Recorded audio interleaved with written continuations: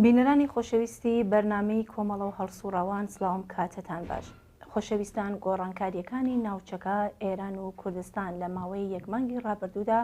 و ڕەوتی ڕووداوەکان باس لە کۆمەڵێک ڕووداوی تازە و جێگەی سەرنج دەکەن کە بۆ قسە و باس لەسەر ئەم بابەتانە و هەروەها کۆمەڵێک پرسیار کە لەلایەن بینەرانی ئەم بەرنامەوە هاتوون لە بەرنامەی ئەم جارەدا داوامان لە هاوڕێ حەسەنی ڕەحمان پەنا ئەندامی کومیتەی ناوەندی کۆمەڵە کردووەکە میوانی بەرنامەکەمان بن و وەڵامی چەند پرسیارێکمان بدەنەوە. هاوڕێ حەسەن زۆر بەخێر بێ، مەمنون کە داوەتەکمان قبول کرد. زۆر سپاس بۆ ئێوە هاوکارانتان، سڵاوم هەیە بۆ هەموو بینەرانی تەلەڤیزیۆنی کۆمەڵە و لە خزمەتدانە. کاک حەسەن، با پرسیارەکەم وا دەست پێ بکەم کە ڕژیمی کۆماری ئیسلامی تووشی جۆرێک قەیرانی ناوچەی بووە. ئەڵبەتم قەیرانە هەر پێشتریش بووە، بەس بۆ ماوەیەکی دیاریکراوە، ینی لە یەک مانگی ڕابردوودا ئەم قەیرانە زیاتر بووە و بۆ نمونە ئەتوانین باس لەوە بکەین کە کێشەی بینی ئێران و عێراق یا ئازەربایجان هۆکاری ئەمە چیەوەیەوە، ئەمە لە چیا دەبینن؟ ئەوەی ڕاستی بێت مەسەلەی قەیران بەشێکە لە ژیانی دەسەڵاتداران لە کۆماری ئیسلامیە. هەر لە ڕۆژی ئەوڵەوە کە هاتنە سەرکار ئەم دەسەڵاتە بە قەیران و هاتووە، چ بە قەیرانی ناوخۆ چ بە قەیرانی دەرەکی. ئێستا کە باسەکەتەمان لەسەر مەسەلەی قەیرانی دەرەکیەوە دەستی پێکردووە، دەبێ بڵێم کە ئەو ئیستراتیژیەی کە کاتی خۆی خومەینی داینا بە ناوی سدووری ئینقلابی ئیسلامی، نەفسی سدووری ئینقلابی ئیسلامی بۆ خۆی قەیرانی هێنا، بەو معنایی کە جمهوری ئیسلامی یەکێک لە پایەکانی داڕشتنی سیاسەتی لەسەر ئەوە دانا دەبێ ناوچەکە نائەمن کا بۆ ئەوەی کە خۆی ئەمنیەتی ببێ، دەبێت لە وڵاتانی دەرەوەی خۆیدا ڕەوتە ئیسلامیە بنیادگەرە تونندڕەوەکان تەقویەت بکە بۆ ئەوەی لە تەریقی ئەوە بەری بە ئیسلاح حرەکەتی ئیسلامی گەشەدارتر بکات و بەری ناڕەزایەتیەکانی ناوخۆی وڵات بگرێ بە عنوانی هێزیی منتەقەیی. یعنی ئەو موقعیەتەی کە ڕژیمی شابووی بە دلیلی تایبەتمەندی هەیە کە ئەو کاتە لەگەڵ ئەمریکا بووی، بە دلیلی ئەوەی کە لە بەرامبەر دەوڵەتی ئەو کاتی شۆڕەوی و ئەوانەدا ڕاوەستا بوو، سپەرێک بوو لە دژی ئەوان، جمهوری ئیسلامی ئەو موقعیەتەی نەبوو. ئەمەی بەچی دەویست تەمین کات بە دەخاڵەتکردن لە ڕووداوەکانی منتەقەکەدا، بەوەی کە بە قەولی خۆیان ئینقلابی ئیسلامی سادرکەن و یەکێک لەو کاناڵانەی کە کۆمەکی کرد بۆ ئەم کارە مەسەلەی شەڕی ئێران و عێراق. ئەمە لە بیرمانە لە ئاخری شاریوەری ساڵی 59دا کە سەدام حوسێن حەملەی کرد بە ئێران، جمهوری ئیسلامی ئەمەی زۆر چاک خۆستەوە، ناویانە نیعمەتی ئیلاهی. هەمووی ئەو کەسانەی کە ئەو کات ڕووداوەکانیان تاقیبە کرد یا تەمەنیان ئەو کاتە ئیجازەیەدا لە بیریانە کە خومەینی ڕایگەیان ئەمە نیعمەتێکی ئیلاهیە. ئەو نیعمەتە ئیلاهیە ڕژا بەسەر جمهوری ئیسلامیە و بوو بە باعثی ئەوەی کە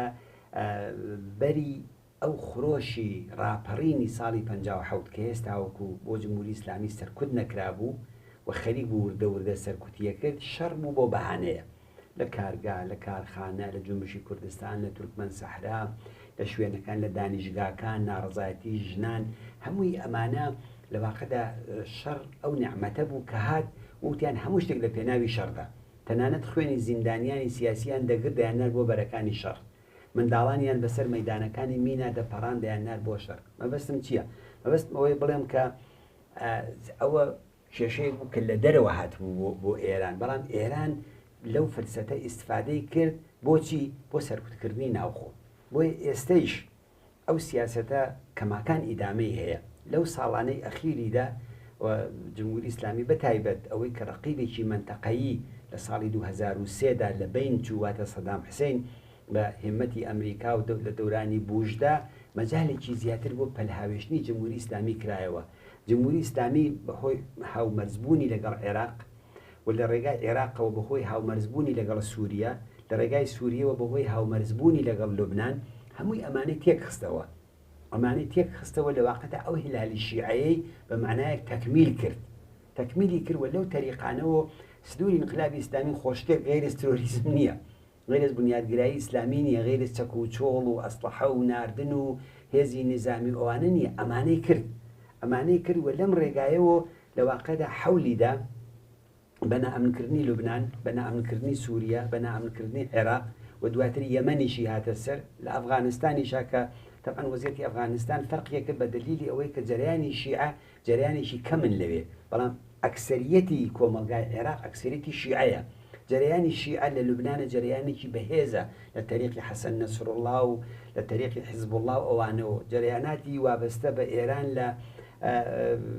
خودی فلستین و ئەوانەدا بەهێز بوون، بەتایبەت جەماعەتی حماس تاکوونە چەند ساڵی ئەخیر و ئەم ساڵانەی ئەخیر هێندێک زیاتر ڕویان لە لایەنەکانی میسر و شوێنەکانی دیکە ئەوانە کردووە. مەقصودم ئەوەیە کە ئەو سیاسەتە مەنتەقەییە بۆ جمهوری ئیسلامی لە ڕاستیدا پاراستنی ئەمنیەتی جمهوری ئیسلامی لە ناوخۆی وڵات بووە. ئەم دەورەیە ئەگەر چاو لێ بکەین ئەوەی کە جمهوری ئیسلامی دەیکات ڕاستە ئیدامەی ئەو سیاسەتەیە، بەڵام ئیدامەی ئەو سیاسەتەیە بە نەوعێکە خەریکە پاشەکشەی تیاکە، بە نەوعێکە فشاریان بۆ هێناوە. مەسەلەن ئەوەی کە ساڵێک ساڵ و نیوەک لەوە پێشتر ئەو شەڕەی کە لە بینی ئازربایجان و تورکمەنستانە هاتە پێشەوە، ئەرمەنیەکان خۆ ئەوە ئەرمەنستان بوو، خۆ ئەوە جمهوری ئیسلامی نەبوو کە سەرکەوتوو بوو، وانێک نەبوو، ئەو لایەنە نەبوو کە شکستی خوارد، ئەرمەنیەکان نەبوون، ئەوە بەشێکی جمهوری ئیسلامی بوو شکستی خوارد لە مقابلی تورکیەدا.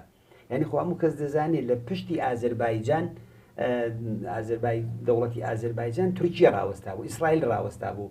لەم لایشەوە لە پشتی ئەرمەنستان ئەوەی کە ڕاوەستا بوو کێ بوو؟ ئەوە ئێران بوو لە پشتی ڕاوەستا بوو. و ئەو پێشڕەویانی کە کردیان و بەشێکی زۆر لەو خاکەی کە پێشتر 30 ساڵەوە پێش بەدەستیان هێنابوو لە شەڕ لەگەڵ ئازربایجانە، ئەوانیان لەدەستدایەوە.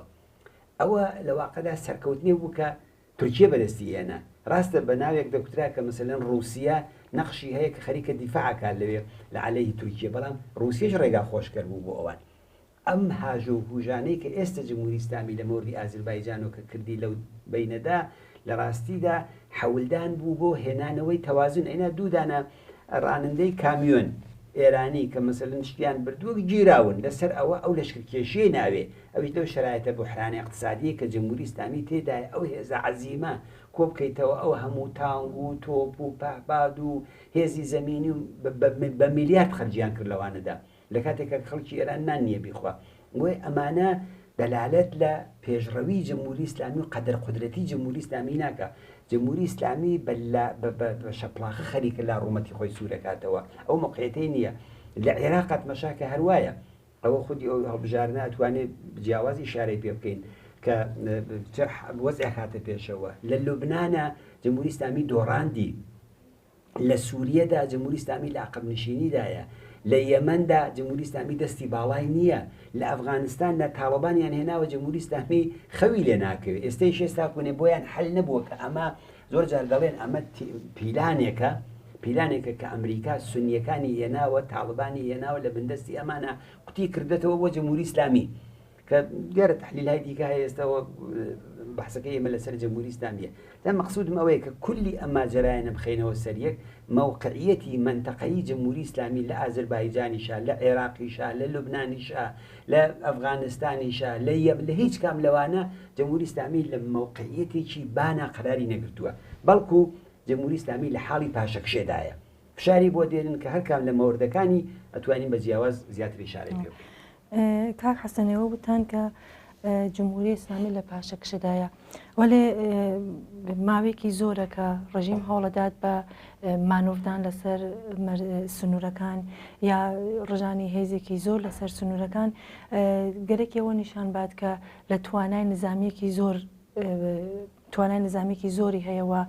گویا کە مەسەن ئاڕایشێکی جەنگیشی بەخۆیە کردەوە. هۆکاری ئەمە لە چیا دەبینن؟ بە باوەڕی من گەورەترین هۆکاری ئەمە دەگەڕێتەوە بۆ ئەوزاعی ناوخۆی ئێران، ینی ئەو بنبەستە اقتصادی کە جمهوری ئیسلامی تێدایەتی،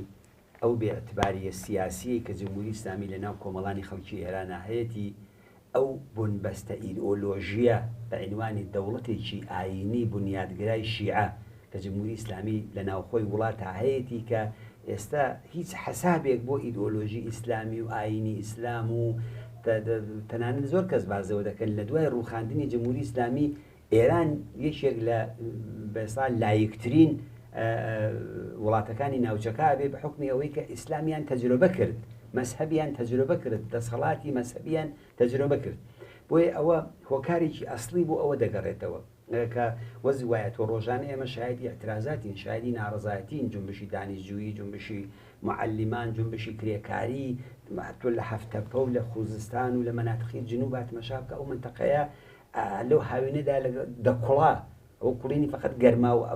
بێ ئاو برقی نەبوو، بەڵکو کوڵینی ناڕزایەتیەک بوو کە لە ناخەوە لە دژی جمهوری ئیسلامی قوڵپی هەڵەدا. هەمووی ئەوانە ئەومان پێ دەڵێت کە ئەو لەو وەزعەتەدا جمهوری ئیسلامی تەنیا بەچی ئەتوانێت ئەوە بکات، ینی موقعیت ئیدۆلۆژیەکەی جارانی نەماوە کە بڵێ مەسەلەن تازەیتر شتێک بە ناوی تەوەهم نییە کە خەڵکی ئێران لە تەوەهمی ئەوەدا بن کە جمهوری ئیسلامی مەسەلەن ژیانیان خۆشەکە. تەنەوە تعدادێکی کە پیان دەکوترێت لە ڕاندخارەکانی ناو جمهوری ئیسلامی لەوە ئیسفاداکەن، ئەو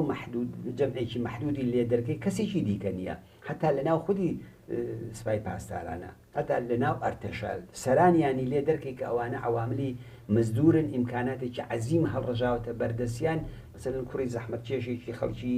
خوزستان یا کوردستان یا تاران و تەورێز هەر جێگایەک هەڵەسێچێ بۆ سەربازی چ ئەنگیزێکی خۆی بدا بە کوشت بۆ مەلا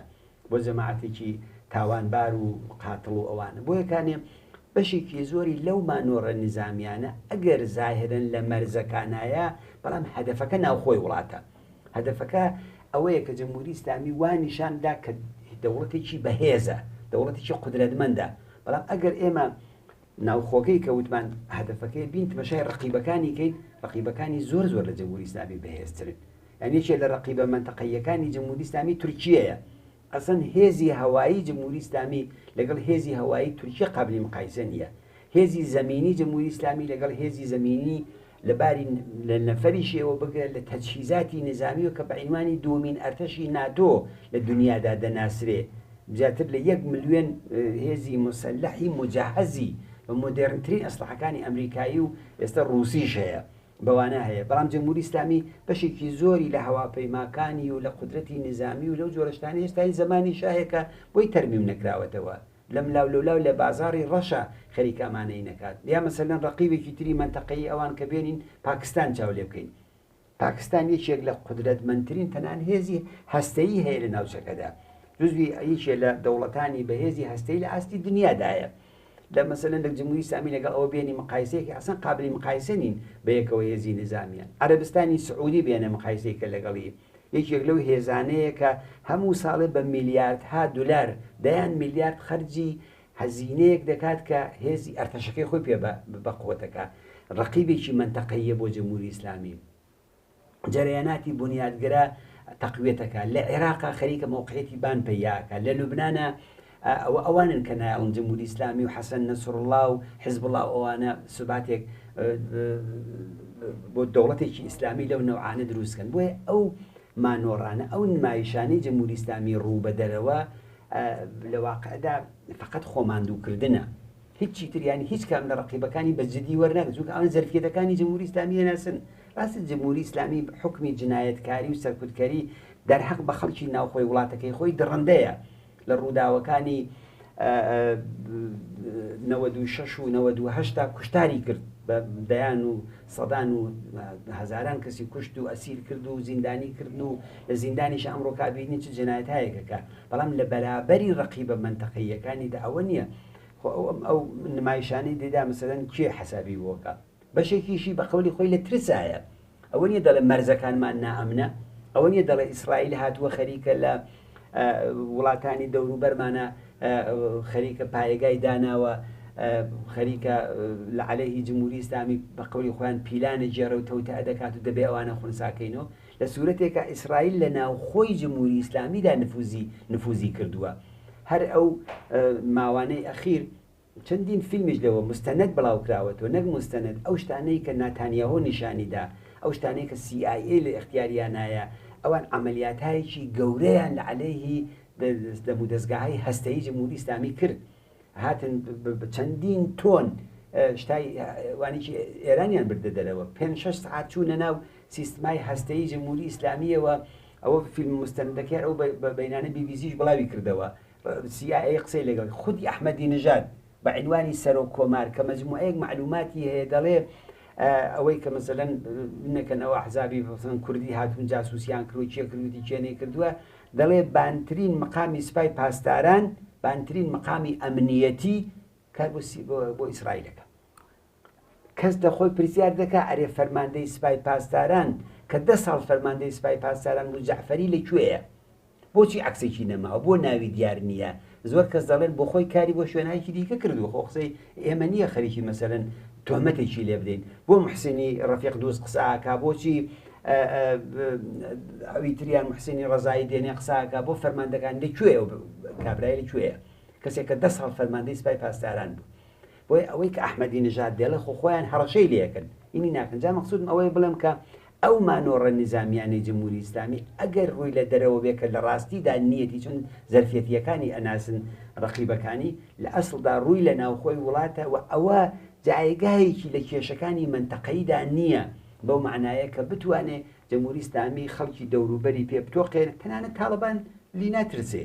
ئەوڵین لایەنەکانی بووە کە ڕابطەی لەگەڵ تاڵبان کردوێتەوە، ڕاستە ڕابطەی ڕسمی بەمانای بە ڕسمیێت ناسی نییە، بەڵام گوزەرگاکانی کردوێتەوە، موادی خۆراکی بۆ دەنێرێ لەگەڵیان دانیشتووە. ئەوە لە قودرەتمەندی جمهوری ئیسلامیەوە نییە. خۆی خۆیان لە عێراق شەڕیان لەگەڵ داعش کردووە. خۆ تاڵبان شتێکی لە نەوعی داعشە، شتێکی لەوە باشتر نییە. ناڵێن ئەمریکا هێناوێتەوە بە مذاکرە لەگەڵ ئەمریکا هاتوێتەوە. دەی چۆنە جمهوری ئیسلامی ئاوا بە ئاسانی واردی ئەو نەوع معاملات و مەرز و هاتوچۆ ئەوانە بێ لەگەڵی. جا بۆیە خلاصەی کەمەوە دەکا بەوەی کە ئەو نمایشانە لە ڕاستیدا نمایشی ئیقتدار نییە، نمایشی ترس دروستکردن لە ناو دڵی خەڵکی ئێرانایە کە بە باوەڕی من جامعەی ئێرانیش ئەو ترسانەی لە دڵی خۆیدا تێپەڕ کردووە. کاک حەسەن هەروەک خۆتان ئاگادارن چەند ڕۆژ لەمە پێش انتخاباتی پێشەوەختی پارلمانی لە عێراق بەڕێوە چوو. ئەنجامەکانی ئەم هەڵبژاردنە تا چەند بە قازانجی ئەو هێز و لایەنانە کە سەر بە ڕژیمن یان نزیک بە ڕژیمن تا چەند بە قازانجی ئەوانە و دۆڕانی ئەم لایەنە کە بەتایبەت بۆ مەسەن سوپای پاسداران کە هەزینێکی زۆری کردووە بۆ تەئسیردانان لە عێراق، بەنڕێی ئێوە تا چەند قابلە تحمڵە بۆ سەرانی ڕژیم؟ ئەو انتخاباتە کە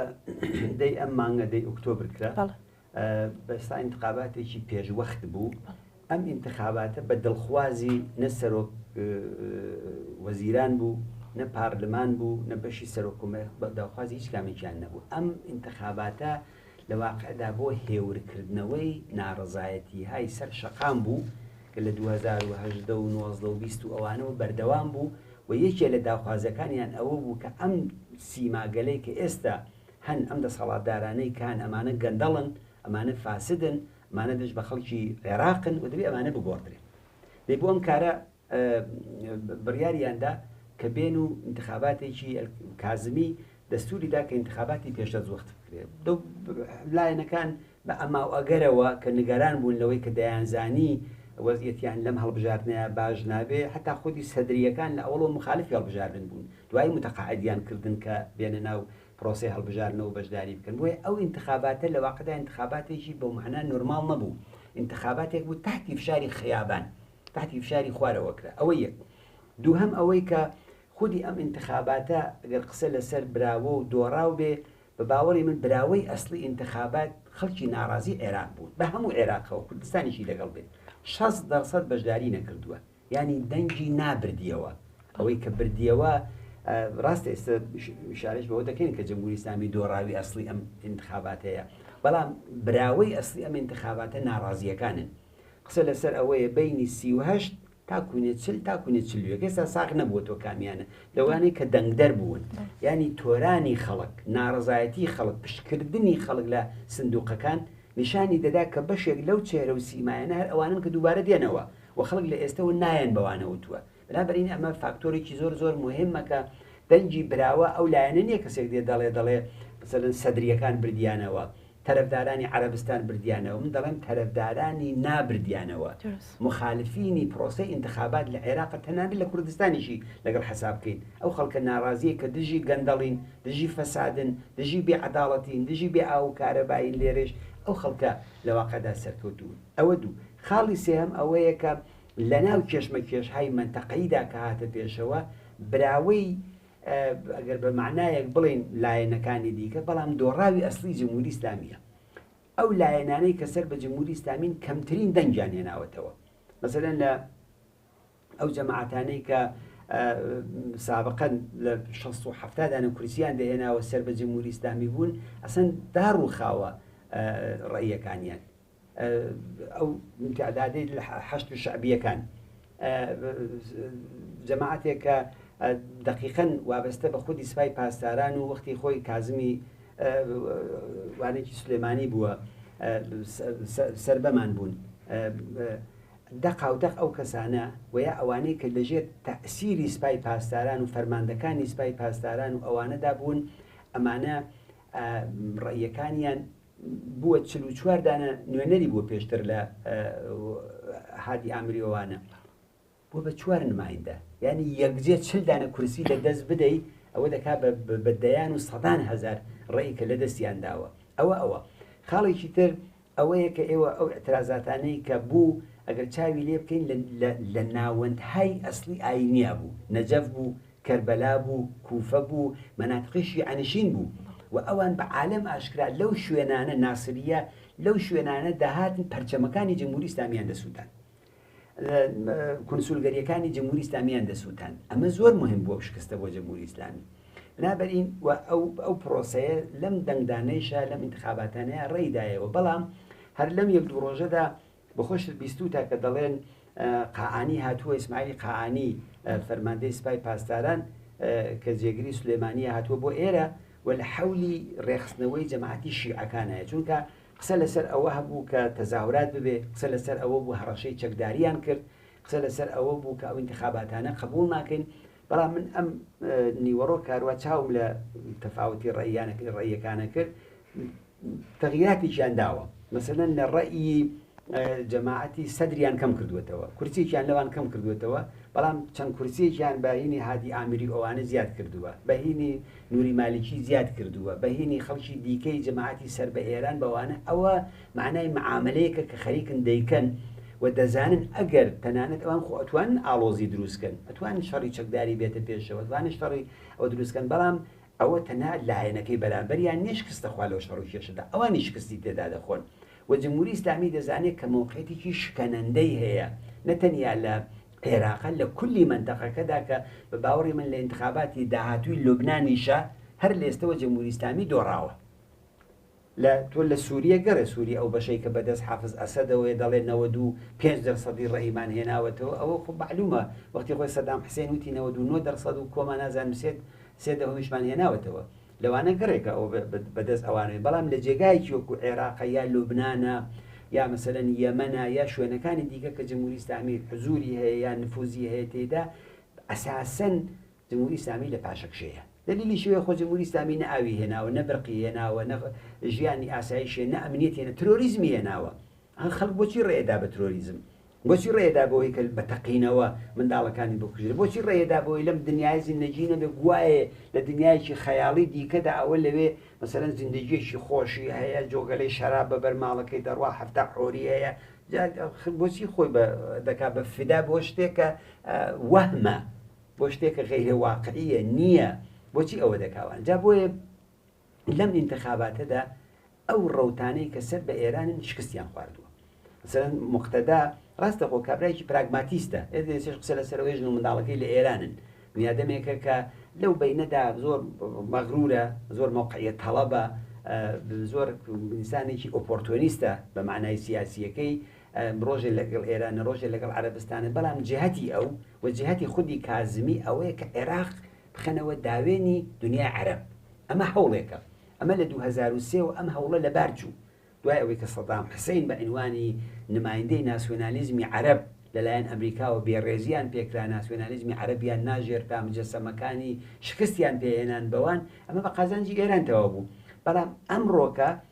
خەریکە وەرەقەکە هەڵەگەڕێتەوە چون خەڵکی عێراق 8 ساڵ لەگەڵ ئێرانە دەرگیری شەڕ بوون زیاتر لە 100,000 نەفەر کوشتیان داوە بە دەیان هەزار کەسیان ئاوارە بوون بە دەیان هەزار کەسیان بریندار بوون ئەو وڵاتە وێران بووە بە سەریەکە بەدەست ئێرانەوە و لە ئێرانیش لەتمە زیاتر خوراوە بەدەست عێراقەوە یعنی ئەمە چی خەوما لە فاصلەیەکی کووردا ئەمانە بوون بە دۆستی یەکتری ئەمە دۆستایەتی نەبوو یعنی دۆستایەتی خەڵک نیە دۆستایەتی لایەنهایەکی شیعەی پەروەردەکرا و پەروارکراو بوون کە ئێران لەسەر نان و ئاوی ئەمانەی ژیانی خەڵکی فەقیر و هەژاری ئێرانە بۆ تامینەکردن. بۆ یەکانێ ئەمڕۆ گەورەترین شکستێکە لەم ماجرایەدا هاتە پێشەوە بە باوەڕی من جەریانی سەر بە ئێرانە بە تەوری کولی حاکمیت هەمویان ڕێیان حتا لە کوردستانە کە دوت مەشایبکەی ئاماری خودی مثلەن سایتی ڕووداوت مەشابکە خەبەرەکانیان دەڵێ هەم پارتی بە تعداد ڕێی کەمترێناوەوە هەم یەکێتی ڕێی کەمترێناوەوە ڕاستە کورسی مثلەن یەکێتی کەمتر بووە بە نسبەتی هەڵبژاردننی 2010 کورسی پارتی بە کورسی بە دلیلی ئەوەی نەوەیان داڕستوە بجار وەکوی نەبووە ئەو کەمینانەی کە لە خوارەوە دەستنە سەر ئەو لایەنانەی دیکەی کە لەوان نزیکن یا هەر حوزەیەک بە پێی ڕێی بووە بە پێی ئەوە نەبوو خودی لیست بە پێی لیست نەبووە بە پێی ناوەکان بووە لەوەیشە ئەمانیش ڕێیان کەمێناوەتەوە ینی بە ڕێی بە کورسی ڕاستە مثلەن پارتی یەکەمە لێرە تعدادی کورسیەکانیشی زۆرتر بووە بەڵام بە ڕێی ئەمانیش بە دلیلی چی بە دلیلی ئەو وەزگەتەی کە لە خودی ئەو منتەقەیشدا هەیە بە دلیلی ئەوەی خەڵک ئەو ڕۆکە ئینتزاری بۆچی ڕێیەدات بۆچی کەسێک هەڵە بژێرێت ئێستا کارە بۆ نییە ئەو انتخاباتە مثلەن لە نەزەر ئێمەەوە پارلمان ئەوە نییە تەرەفداری حاکمیەتێکی شورایین ئەوەی کە ئەتوانێت هەر مانگی جارێک چەند مانگجارێک بیگۆڕی شورایە ئەوەی کە ئەتوانێت نوێنەری خەڵک بێ شورایە نەک پارلمانێکە 4 ساڵ و 5 ساڵ و هزار وەک تەخەلب و فێڵ و تەڵەکەی تێدا دەکرێت بەڵام بەو سیستمەیشەوە هیچ کام لەو لایەنانە بۆ معنایە براوە نین بەڵام دۆڕاوی ئەسلەکە ئێرانە بۆچی براوە نین بۆ ئەوەی کە 60% براوەی تر 60 زیاترە جا بۆ یەکانێ بەو معنایە بەڵێ ئێران لەم انتخاباتەدا نەتەنیا سەرکەوتو نەبوو دۆڕاندی و ئەوە بە باوەڕی من هەڵکردنی گڵۆپێکی سەوزە بۆ لوبنان بۆ شوێنەکانی دیکەی کە فەلەستین بۆ تەنانەت یەمەن کە دیارە و دەرگیری شەڕە و حتا ئەو پاشەکشیانێکی کە لەباری نظامیەوە ڕۆژانە خەریکن لە سووریا پێی دەکەن و ئەو ئاڵۆزیەشی کە جمهوری ئیسلامی بۆی دروست بووە لە مەرزەکانە چ لە مەرجی کوردستانە چ لە عێراقا چ لە یەمەنە چ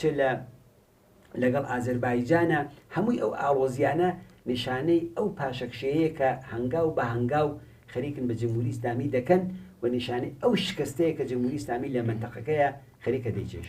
کاک حەسەن لە جوابی وەڵامی پرسیاری دوومدا ئێشارەتان بە شتێک کرد بە کورتی ئێشارەتان پێکردەوەی کە ڕژیمی ئێران هۆکاری کێشەکانی وڵاتەکانی دەوروبەرەزانێەوە زۆربەی کاتیش بیستمانە کە هەر کێشێک یا هەرتا ناڕزایەتیەکی ناخۆیکیش بێ ڕەبتیا بە دەستگا جاسووسەکانی ئیسرائیل. ئێستا هەرم اتفاقا بۆ حکوومەتی هەرێمیش کەوتووە و خودێ سەرانی ڕژیم بە زمانی حتا سەرانی سوپای پاسدارانەوە دەڵێن کە حکوومەتی هەرێم دەستی هەبووە لە کێشە ناوخۆیی و سنووریەکانی و توگیانە کە ئەمە ڕەبتی بە دەستگا ئەمنیێتەکانی جاسووسی ئەمنیێتەکانی ئیسرائیل هەیە. ڕێی ئێوە لەسەر ئەمە چییە؟ وایە حکوومەتی هەرێم وەڵامێکی بۆ ئەم قسانە بووە؟ تا ئەو جێگایی بە ئەو قسانەی جمهوری ئیسلامی دەگەڕێتەوە ئەوەی ڕاستی بێتەوە بەهانەیە ئەوەی کە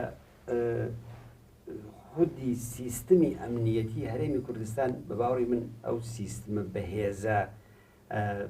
دەسەڵاتدارە نییە کە بتوانێت ئەو کارە بکەن لەگەڵ جمهوری ئیسلامی. یەک دوو ئەوان ڕابطەیەکیشیان لەگەڵ جمهوری ئیسلامی هەیە کە جمهوری ئیسلامی بۆ خۆشی دەزانێت تێکەڵاویەک هەیە لە بینیانە هاتوچۆیەک ڕەوابەتێک ئەوانە هەیە کە ئەو کارە ناکەن مزافەن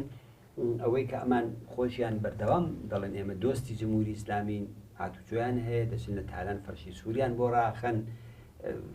نوێنەری حکوومەتی هەرێم لە تالان هەیە جاری وایە قساکە کە ئەساسەکەی و قسەکانی جمهوری ئیسلامی خەریکە تێکرار دەکاتەوە دووپاتی یەکاتەوە هەمووی ئەوانە ئەوەمان پێ دەڵێت کە ئەمە قسەیەکی واقعی نییە. ئەوەی خاڵێکی تر ئەوەی کە ئیسرائیل نەخشی هەیە لە ماجرایەنەدا و لە هەرێمی کوردستانە نا تا ئێستا ئیسرائیل تەییدی کردووە کە لێرە هەیە نا حکوومەتی هەرێم تەییدی کردووە کە لێرە هەیە بەڵام ئەوە وازەحە جمهوری ئیسلامیە کە دەڵێ ئێمە ئیسرائیل لەسەر گۆی زەوی پاک دەکەینەوە تەبیعیە کە ئیسرائیل دیفاع لە خۆیەکە تەبیعیە کە ئیسرائیلیش نەخشەی هەیە لە مقابلی جمهوری ئیسلامیدا. لە جوابی پرسیارەکەی پێشوودا من ئیشارەم پێ کرد کە مستەنداتێک ئەمڕۆکە هەیە و ئەو ئیفشاگەریانەی کە ئەوان کردیان ئەوان چوونەتە ناو بەرنامەهای هەستەی جمهوری ئیسلامی. هەردوو هەفتە سێ هەفتە لەوە پێش وتیان لە بەشی تەسیساتی ئاموزشی لە کەرەج ئیسرائیل نیشانیدا کە قسمەتێکی زۆر گەوریان تەقاندوەتەوە و خۆیان ئاماژیان پێکرد کە بەڵێو تەقینەوانە بووە. سانتیفیوژەکانیان بە هەزاران سانتیفیوژی زۆر پێشڕەفتە لە کار خران ووتیان ئەوە کاری ئیسرائیلیەکانە ینی کێشەی ئێران و ئیسرائیل کێشەیەکە کە ئەو دەڵێ لە بینت دەبم لەسەر گۆی زەوی پاکت دەکەمەوە، ئەویش بە عمل ئەو کە شعار دەدا ئەو بە عمل دەیکات. ئەوە واقعیەتە بینی ئەو دوانە، ینی ئیسرائیلیەکان لە مەرزی ئازربایجانیشە نیرویانەیە 60% ئەرتەشی ئەو وڵاتە مجهزە بە ئیمکاناتی ئیسرائیلی. مستەشارانی ئیسرائیل ئەوەی کە جمهوری ئیسلامی دەڵێ لە ئازربایجانان ڕاست دەکات، ئەوەی کە تەنانەت لە عێراقی شا ببن لە مەسەلەن لە سفارەتخانەکانی ئەمریکای خۆموو کەسێک دەزانێت کە زۆر جار دەڵێن ئیسرائیل ئەوە ئەمریکانیە دیفاع لە ئیسرائیلەکە، ئەوە ئیسرائیل لە ئەمریکا بەڕێوە دەبات. سیاسەتی مەسەلەن لابیەکی گەورەی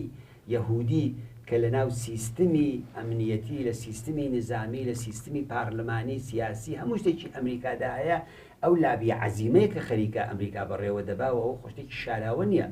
هەر ئەو ڕۆژانە خانمی مێرکل کە ئاخرین ڕۆژەکانی دەسەڵاتدارەتی وەک سەدری عەزەم دەگوزارێنێ هەسا چوو بۆ ئیسرائیل چەندێک بە وانێک دیفاعی لە ئیسرائیل کرد کە ئەمنیەتی ئیسرائیل حرزی ئەو قسانە ڕوو لە کێیەکە؟ خۆ لە ڕوو لە ئۆردۆنی ناکە کە واردی ڕابتە بووە لەگەڵی، خۆڕوو لە عەرەبستانی سعودی ناکە، خۆڕوو لە میسری ناکات کە هەر لە دەورانی ئەنوەر ساداتەوە واردی ڕابتە بوون ڕەچیان شکان. هەمووی ئەوانە ڕوو لە ئێرانە. بنابەرین ئەو ئینزوا منتەقەیە و ئەو ئەقداماتە عملیانێکی کە ئیسرائیل نفوزی پەیدا کردووە. من جارێکی قسەی ئەحمەدی نەژاد تێکرار دەکەمەوە، دەڵێ بانترین بالاترین مەقامی ئەمنیەتی، قسەی زۆر معنایە، خۆ قسە کابرایکی لە خیابانە خەریک نییە بیکە، ڕۆژنامە نووسێک نییە دەیگرن بە خاتری مەسئلەی ئەمنیەت پێخەنە ئەمنیەتی وڵاتە خستوێتە خەتەرەوە. مدافعێکی حقوقی بەشەر ئەمنیەتی وڵات چی کردووە؟ هاتووە مەسەلەن سپیدەی قوڵیان، ژنێکی تێکۆشەری خەباتکار هەر ئەو ڕۆژانە گوێ لە قسەکانی بکرن لە زیندانە خەریکم تەجاوزمان پێکەن، لە زیندانە چیمان لێکن، هاتووە ئەوانەی ئەمنیەتمان دەخاتە خەتەرەوە. ئیسرائیل بە هەزاران سانتریفیوژی ئێرانی تەقاندەوە، مرکزی ئاموزشیەکانی تەقاندەوە، ئەو هەموو ئەسنادەی بردە دەرەوە بۆ خۆیان. ئەو فیلمێکی BBC هەیە مستەنەدێکە ژیاری گوڵ دروستی کردووە، هەر کەسێک کە دەستڕەسیە بچێتە سەر سایتی BBC تماشای بکە نیشانی دەدات. کابرا مەسئولی دەستگای ئەمنیەتی دەڵێ پێمان وتن ئێوە 5 سەعات وەختان هەیە. لە ئیسرائیلەوە لە پای دەم و دەستگاهای ئینترنێتی و کۆمپیوتەرەکەی دانیشتووە خەریکە کۆنتترۆلی ئەوێ دەکا، دەڵێ تاکوونێست ئەو تیمەی ئێمە کە چ بوون بۆ عملیاتە دەبوو لە 5 سەعاتە هەمووی ئەو گاوستنوخەکان خاڵی کرد. دەڵێ لێکێ لەو گاوستنوخانەی کە ئێمە مشەخەساتەکەیمان بەدەستێنا نردمان لە ئێران و ئەو گاوستنوخەمان کڕی هێنایەنە ئوروپا، لە ئوروپا ئەو گاوستنوخەمان هێنا ئیسرائیل، لە تەلەڤیڤ بە چەندین مانگ 3 ساڵ لەسەر ئەو تەرحەکاریان کرد. ئێمە گاوستنوخەکان کۆدگوزاریەکانمان کردەوە، هینمان کرد نزانیمان چۆنە بێ و دوای ئەوە لە تەریقی دەستگاهای وانەی کۆمانیان تواندووەتەوە لەوێ هەمووی ئەسنادی ئەمانەیان خاڵی کرد بردیان. ئایکون حکوومەتی هەرێم ئەو زەرفێتەی هەیە خۆ بریابی بوایە، ئۆپۆزیسیۆن ئەو زەرفێتەی هەیە بریابی بوایە. بنابەرین ئەوە بەهێزێکە کرێت کە CIA لە پشتە خودی دەم و دەستگاهای بە باوەڕی بن حتا چینیش دیفاع لە ئیسرائیلیەکانەکەن، ڕووسەکان دیفاعیان لێکن، ئاڵمان کە بەشێکی زۆر سیستمی جاسوسی ئێرانیان ئاموزشدا ئەوان دیفاعیان لێکن. بنابەرین ئەمە کە لێرە دەکرێ و لە هەرێمەکرێ و لە شوێکرێ ئەوە نییە، ئەوە ڕقیبەکەیانە. دەڵێ وتمان لەو 5 ساعتەدا ئێوە تاکوونێ سعاتی 4:59 دقیقە، یعنی دقیقیان بۆ داناون ئیسرائیلیەکان. ئەوە قسەی وانێکی ئیسرائیلە. دەڵێ وتمان تاکوونێ 4:59 دقیقەوە دەبێ بەرنامەکەتان تەوا بێ. لە 4:59 دقیقە ئەوان هاتن هەموو ئەسنادی جاسوسی کە کردبوومان و هەموو ئەسنادی ئەمنیەتی ئێرانیان لە 20 چەندانە گاوستنوخە دواسیانێکیان نتوانی هەمومان خاڵی کرد، هێنایەنە دەرەوە بردیان خۆ نهێناوە هەرێمی کوردستان لە ڕێگای ترۆ لە مەسیری ترۆ ئێران بە ئەنواعی جێگای ڕێگای دەریایی هەیە لەگەڵ ئەفغانستان، لەگەڵ پاکستان، لەگەڵ خودی ئازربایجان، لە هەمووی ئەوانەوە بردیان و ئەوەی کە قسەی شەیە دەڵێن لە ڕێگای ئازربایجانەوە بردویانە، ئەمانیان بردە دەرەوە و بردیانەوە نەتانیاهو هێنای نیشانیدا. هەمومان لە بیرمانە کە چۆن پەردەکەی کێشە وتی جا فەرمووت مەشاکەن ئەوانە ئەو شتانەیە کە ئێمە بەدەستمان هێناوە و CIA ئەوانەی بە مەدرەکە و نیشاندا. بنابەرین ئەوەی کە جمهوری ئیسلامی دەیکا ئەوە لە ڕاستیدا ئەوەی شەر زەعفی جمهوری ئیسلامی و ئەوە بەشێکی خەتابی بە فشارێکە بۆ حکوومەتی هەرێمی بێنێ لە عەلەیهی ئۆپۆزیسیۆنی سیاسی کۆمەڵە دموکرات ئەو لایەنانە کە لێرە حزورێکی نسبیمان هەیە لێرە بۆ فشار بۆ ئەو لایەنانەیە لە عەلەیهی ئەوانە. ئەینا حکوومەتی هەرێم من نازانمەوە خۆیان دەبێت جواب دێنەوە. هەڵوێستی حکوومەتی هەرێم تا ئێستا چی بووە؟ بە نەزەرم من هەڵوێستێکی زۆر لاوازیان بوو. ئەوان دەیانتوانی هەڵوێستێکی زۆر قاتعتریان بێت لە بەرابەر جمهوری ئیسلامیدا، هەڵوێستی زۆر جوابێک نادەنەوە خۆ هەر جارێکی نێکەکەن کەەوە پۆزیسیۆنێمە ئەومان نەکردو ئەومان کردووە و لە سوورەتێک ئەوانەگە بەخوایان دەڵێن بەشێکن لە عێراقی فدرال خۆ عێراقی فدرال دەبێت لە سەریان بێتە دەنگیتر ئەوە خۆتەنیا دەرهات بە جەمهوری ئیسلامی دەرهات بە دەوڵەتی تورکیە جوایە تەیارەکانی تورکیا لە ئیستانبول و لە پایگای ئینجرلیک و لە نازانم ئانکارا و چۆچوەوە لە مەرکەزە نظامیەکانی هەڵە فڕندێ نەسن ئەو لای پێنجوێن و نزیکی تا حەڵەبجا ڕۆن لێ بمبارانەکەن دێن لێرە هەر ئەم بەینانە چەندین عملیاتیان لە منتەقەی قەرەهەنجیر و دەوروبەری کەرکووک و ئەوانە کردووە دەوڵەتی عێراق لەکوێیە مەرزەکانی بەزیێن حکوومەتی هەرێم بۆ لەسەر ئەوانە نایەتە دەنگ بۆیە من پێم وانییە و تەبلیغاتانەیە تەبلیغاتێکە کە جمهوری ئیسلامی ئاگاهانە دەیکا و ئەوە لێرەوە بە باوەڕی من ئەو ئیمکاناتە ئەوە بۆ ئەوەیە کە وان نیشاندن کە گوایە ئەوە حتا ئەو مووقعەتەی کە ئیسرائیل پەیدای کردووە ئەمەش فقط لە تەریقی کامپیۆتێرۆ نیە ئەمە جاسووسهایەکی فەردیە ئینسانە ئەمە قدرەتی ئینسانیەتی کە جمهوری کە دەوڵەتی ئیسرائیل لە ناو جمهوری ئیسلامیدا لە ناو سوپای پاسداران لە ناو دەستگاهای ئەمنیەتیدا ئەو نفوزەی پەیدا کردووە لە دەورانی شەڕی ساردا ئەوە دەیان کتێب و نووسراوە و جزوە هەیە بیخوێندنەوە CIA جاسوسی بووە لە ناو کاجێبەیە لەسەرەوە لە معاونەتیە کاجێبێ جاسوسی بووە لە سەرەوەی CIA دا لەو تەریقانەوە ئیتلاعاتیان لەگەڵ یەکتری ڕەدەڵ و بەدەڵ کردو سازمانی جاسوسی ئینگلیس هەر عینی ئاوا و جاسوسی ئەڵمان ینی هەمووی ئەو سیستمای جاسوسی یەکێ لە کارەکانیان ئەوەیە کە لە ناو سیستمی جاسوسی ڕقیبەکانیشیانە خەریک بن خەڵکی دیکە بچەن ئیسرائیل ئەو کاری کردو موفقش وێ لە عەلەی جمهوری ئیسلامی بنابەرین ئەو نقطە زەعفە جمهوری ئیسلامی بۆ خۆی هەیەتی و خەڵک حەق وا هەیە ئەو واقعیەتانە ببینن بیبیستن و بزانن کە جمهوری ئیسلامی لەناوە چەندێک بۆشە چەندێک لە واقعدا خاڵیە و فشارێکە دەیهێنێ لە عەلەی مەسەلەن زیندانێکی سیاسی وەک سپیدەی قوڵیان و معەللیمێک و کاریگەرێک و کارمەندێک و تەرەفدارێکی موحیتی زیست لە کوردستانە لە بەرابەر دنیای دەرەوەدا زۆر زەبوون و زۆر بێتوانایە. کاک حەسەن لە ناوخۆی ئێران ڕۆژانەی مەشاهدین کە کۆمەڵێک ناڕزایەتی ڕوودەدات لە ناڕزایەتی کرێکاری و بگرێتە ناڕزایەتی چالاکانی محیطی زیست تا ژنان خلاصە فشارێکی زۆر ناخۆش لەسەر ڕژیمە لە بەرامبەریشا دەبینیم کە لە بەرابەرم ناڕزایەتیە بگیر و ببەندە زیندان هەز ئەشکەنجە هەز و حتا تەنانەت کوشتنی زیندانیان بەرنەزەر ئێوە ئاراستەی ئەم ناڕزایەتیانە دەڕوات بۆ ڕێکخستنێکی سەراسەری و کاریگەر ئەوەی کە ئێمە لە 1970 دواتە 12 ساڵەوە پێشەوە گەر چاوی لێ بکەین ئەو دەم ئەعترازەکان بە ڕێی من ناڕزایەتی بۆی کە ئەحمەدینژاد هاتووە تەقەلوب کراوە ڕێی دزراوە فڵان بۆ ئەوانە بە دوای ئەوەدا لە فاستەی 8 ساڵە دیارە ئەتراز و ناڕزایەتی لە کۆمەلگای ئێرانە هەر نەخەوتوێتەوە دوای شەڕی ئێران و عێراقەوە بەردەوام بووە بە فاستەی 8 ساڵ ئێمە شاهدی دەیمانگی 96 کە نزیکی 1500 نەفەر 2000 نەفەر وەرە زیاتر لە 100 شاری ئێران تەزاوراتایەکی عەزیمی بەدەیان 1000 کەسی تێداکرا بە دوای ئەوەدا ئێمە شاهدی ئابانی 98 بە فاستەی 2 ساڵ ینی مەودای ئەترازەکان کەمە بێتەوە لە بەهاری ئەم ساڵدا شاهدی ناڕزایەتیەکانی خوزستانین کە ئەو ئەتراز و ناڕزایەتی عەزیمانە لە مەسئلەی ئاو و کەمبودی ئاو ئەوانە کە خۆیان ئەو هەموو ئاوە لە خوزستانە گەورەترین 30% ئاوی ئێران لە خوزستانە یعنی مەزورم فقەتەوەی فاستەی زەمانی کەمبوونی ئەترازەکان نیشاندم ئەوە لە ئەبعادێکی جەماوەری توودەییە لە ئەبعادی ترا تۆت مەشای بکەی ناڕزایەتی معەلیمان هەر ئەو بەینانە ئێمە اعتساباتی گەورەی معەلیمانمان بینی کە لە سەروبەندی کردنەوەی مەدرسەکانە دەستی پێکرد ئەتراز و ناڕزایەتی هایەکی تری کە ماڵباختەکان لە بەرابەر مەجلیس و ئەوانەدا هەیەە ناڕزایەتی بازنشستەکان بە عینوانی بەشێکە ئەو کۆمەڵگایە لە سەرشانی ئەوان دروست کراوە لە هەر جامعەیەکە نەتەنیا لە ئێرانە ئەو خەڵکی کە بە تەمەنە بنوەستنە ناو تەمەنەوە ئەو 10 ساڵ 20 ساڵ هەرچەنێ بە پێی تەمەن ماویانە حەقیان هەیە ئیسراحەت بکەن بەڵام لە ئێرانە ئەوانە دەبێ بچن دەستفرۆشی بکەن دەبێ بچن کاری سێوم و چوارم ئەوانە بکەن بۆی کە ژیانی خۆیان بەڕێوە بەرن هەمووی ئەمانە ئەومان پێ دەڵێ کە ڕەوتی ئەترازات و ناڕزایەتیەکان لە ئێرانە زیاتری کردووە فاصلەی ئەو ئێعتساب و ئەترازاتانە لەگەڵ یەکتر کەم بووەتەوە تۆت مەشای مەسەلەن ناڕزایەتیەکانی خوزستان بکە تمەشای کاریگەرانی هەفتەپە بکات، تمەشای کرێکارانی تری بەشی نەوت و پێترۆشیمیەکان کە بەشی قەراردادیەکانیان هەمووی ئەمانە ئەترازاتێکی جەماوەری بوون، ئەترازاتێکی کرێکاری بوون، ئەترازاتێک بوون کە بە نسبەتی ساڵەکانی پێشووتر زۆر وەسیعتر بوون. ئەوە یەک. دووهەم لە هەمووی ئەمانەدا عنسورێک لە ئاگاهی بە نسبەتی پێشوو دەبینرێت. مەسەلەن ڕاستە جەمهوری ئیسلامی حەول دەدا مەسەلەن ئەمانە وەسڵ کاتەوە بە دەرەوە، ئەمە کاری خارجیەکان، ئەمە کاری بێگانەیە، ئەمە کاری ئەمریکایە، ئەمە کاری نازانم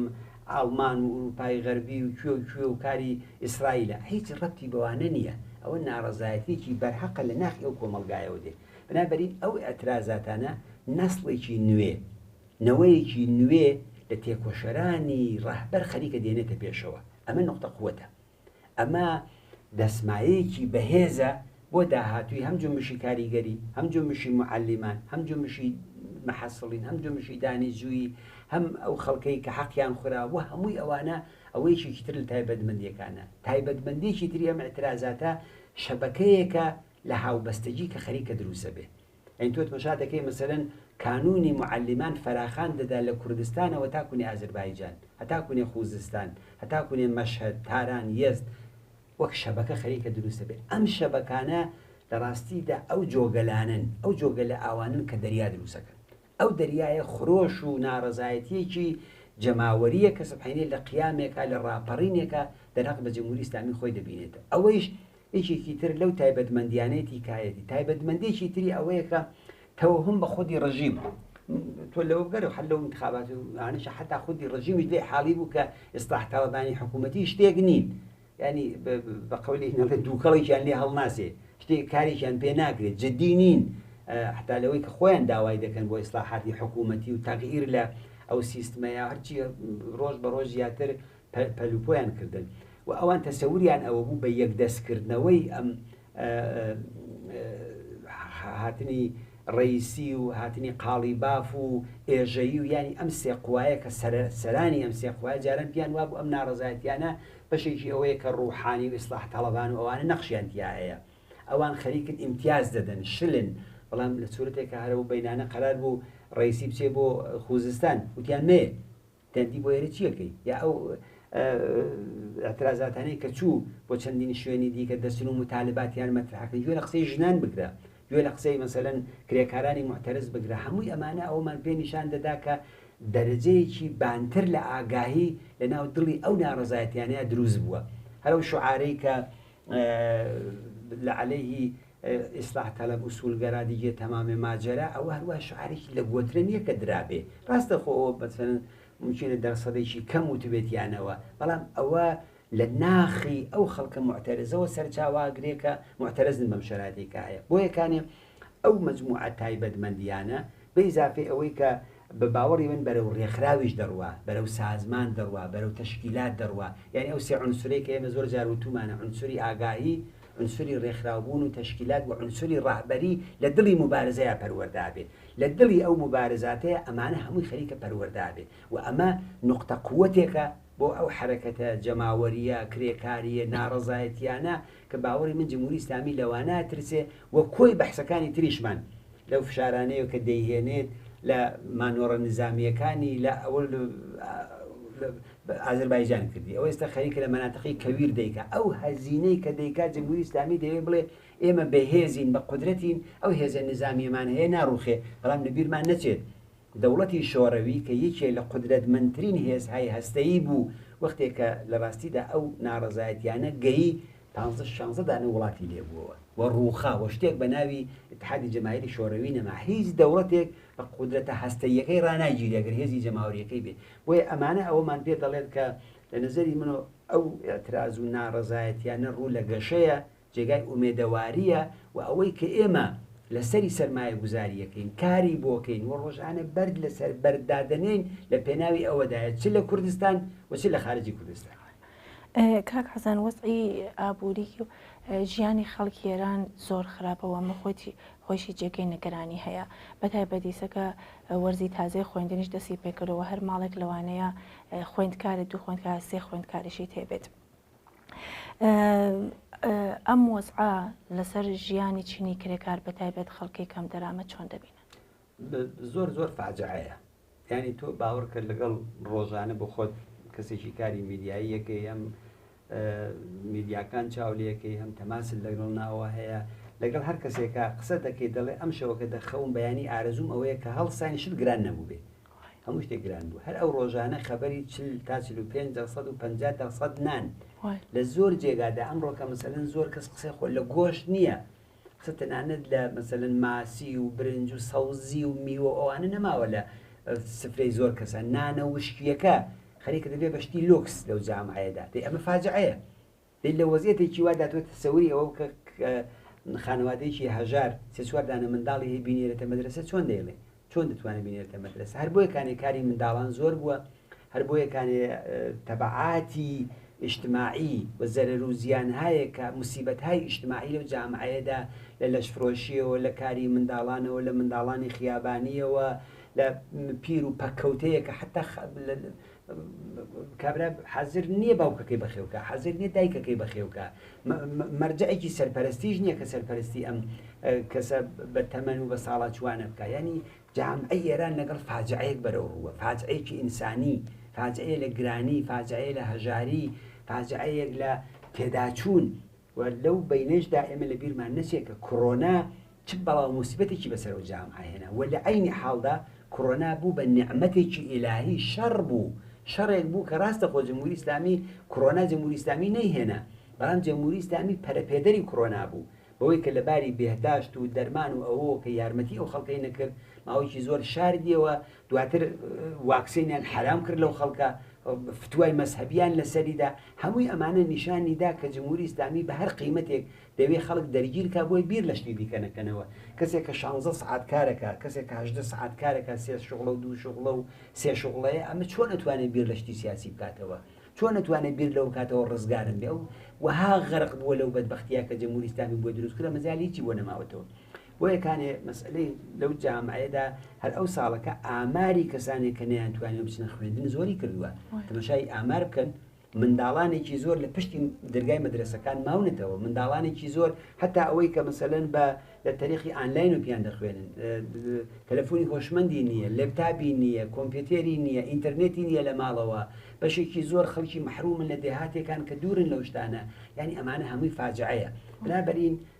کۆمەڵگای ئێران لەگەڵ فاجعەیەکی عەزیم بەرەو ڕووە و ئەو فاجعە عەزیمە جمهوری ئیسلامیە نەک تەنها بۆ هەرەم کۆمەڵگایە بۆ دەرەوەی کۆمەڵگاکەیش بۆ عێراق بۆ لوبنان بۆ سووریە بۆ ئەفغانستان لە تاڵەبان خراپترە بۆی ڕێگایەک نەماوەتەوە بۆ خەڵکی ئێران بەغەیر از مبارزەکردن بەغەیر از متحد بوون بەغەیر از متشەکل بوون بەغەیر از حەولدان بۆ ئەوەی کە دەبێت ئەم موسیبەتە لە کۆڵی خۆیان بکەنەوە بۆیە داهاتووی ئەو وەزیەتە بە باوەڕی من هیچ ینی ڕووناکاییەک ئەوان کە خۆیان پیان وابوو ئەوە ڕئیسی دێت و ئەوە قاڵی بافات و ئەو ئێژەیەش ڕئیسینە بەمانە جمهوری ئیسلامی ئەتوانێت خۆی لەم گێژاوە نەجاتدا ئەو گێژاوەکان وەها قوڵترن کە جمهوری ئیسلامی ناتوانێت مەلەی تێدا بکە جمهوری ئیسلامی ناتوانێت لێی نەجات بێ و نەهایەتەن سەرنوشی جمهوری ئیسلامی غەرقبوونە بەڵام ئەم غەرقبوونێکی ئاسایی نییە جمهوری ئیسلامی دەوێت لەگەڵ خۆی خەڵکەکەیش غەرقکە اینجا بە کۆڕۆنا بێ بە ئەو موسیبەتە بێ کاتوە بە گرانی بێ بە هەژاری بێ بە بێکاری بێ ڕۆژانە ئایسار ئاماری خۆیان دەڵێن ئەوەی کە پێی دەڵێن مەغزەکان هەموو ساڵێک بە ملیۆن خەڵک لەو جامعە دەڕواتە دەرەوە بە سەدان و چەند سەدان هەزار کەس ئەوەی کە دەستی بەدەمی بگا خۆی دەگەێنێت بە وڵاتانی دەوروبەر دەڕواتە دەرەوەوە ئەوانە دەچن لە شوێنەکانی دیکە بزانە هەر ئەمڕۆ کە چیها متەخەسیسی ئێرانی لە وڵاتانی تری ئوروپایی لە کانەدا لە ئەمریکا حتا لە وڵاتانی دەوروبەر هەن لە شتی فەنیەوە بگرە تاکوونێت ئابووری ناس تاکوونێ پزیشک هەمووی ئەوانە ئەو جامعەیە لەوانە توی بوو لە مەجموعەیەک مەلا لەو شەرایطێشدایە هەر معاونی فەرماندەی سوپای پاسداران دوێنێرێکە وتوێتی ئێستا باشترین کاتە بۆی کە ئێمە دانیشگاکانی ئیسلامی بکەن ئەوان لە دەهەی 60 دانیشگاکانیان بۆ ئیسلامی نەکرا ئێستا لە ساڵی 1400 ئەمە دانیشگا ئیسلامی بکەن لەگەڵ هیچ ڕەوتێکی ئەو ڕۆکەی خوێندن و تێگەیشتوی ئەوانە نایێتەوە وەیە من بەداخەوە داهاتوێکی ڕۆشن بۆ خەڵکی ئێران کە گوشایشێک دەربیجەیەک کلێنێک لە جێگایەک و بە نسبەتی جمهوری ئیسلامی و بینی نابینم بەڵام ئومێدێکی زۆر بۆ خەبات و ناڕەزایەتی خەڵک و بۆ ڕووخاندنی جمهوری ئیسلامی بەدیەکرد. زۆر سپاس. کاک حەسەن کاتی بەرنامەکەمان تۆ بووگە من چەند پرسیارە تریشم ما بۆ گەرەوە موافق بن لە بەرنامەی داهاتوو هەر کۆمەڵە هەڵسوڕاوان میوانداری بە ئێوە بین و ئەو چەند پرسیارتانە لێ من لە خزمەتانە بتوانین وای لەکەن با بینەرانیشمان زۆر هیلاک نەکەین. بەسەر سپاس. بەڵێ بینەرانی خۆشەویستی بەرنامەی کۆمەڵە و هەڵسوڕاوان ئەوەی بینیتان بەشی یەکەمی قسە و باسێک بوو لەگەڵ هاوڕێ حەسەن ڕەحمانپەنا ئەندامی کۆمیتەی ناوەندی کۆمەڵە سەبارەت بە هەلومەرجی سیاسی ناوچەکە ئێران و کوردستان کە هەفتەی داهاتوو هەرو جۆرەکە خۆیشیان قۆڵیاندا لەم بەرنامەدا درێژە بە بەشی دۆمی قسە و باسەکەمان دەدەین تا کۆمەڵە و هەڵسوڕوانێکی تر کاتێکی شاد بە هەموو لایەک.